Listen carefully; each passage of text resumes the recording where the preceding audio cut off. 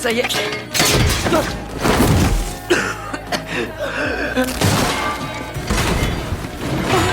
Le bruit assourdissant a immédiatement alerté mon père. Superman, il a accouru et nous a vus coincés sous les tubes d'acier.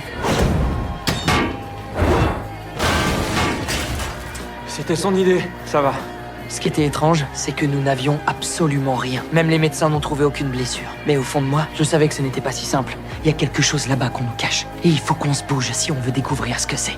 T'es tordu, si ça te fait plaisir. Je sentais clairement que mon père cachait quelque chose. Alors j'ai entraîné mon frère et nous avons de nouveau infiltré sa zone interdite. Et là, nous avons découvert un objet qui n'avait rien de terrestre. Un vaisseau spatial.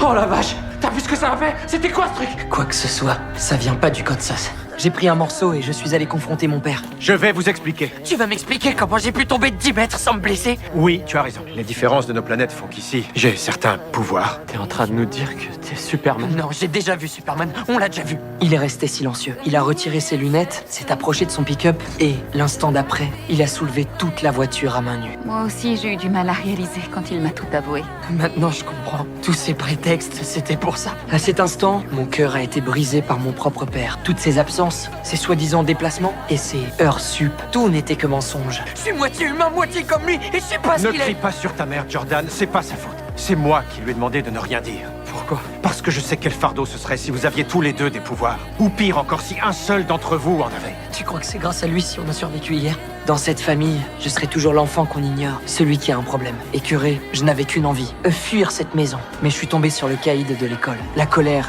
l'humiliation, que l'impuissance, tout m'a submergé. J'ai senti une énergie brûlante exploser en moi.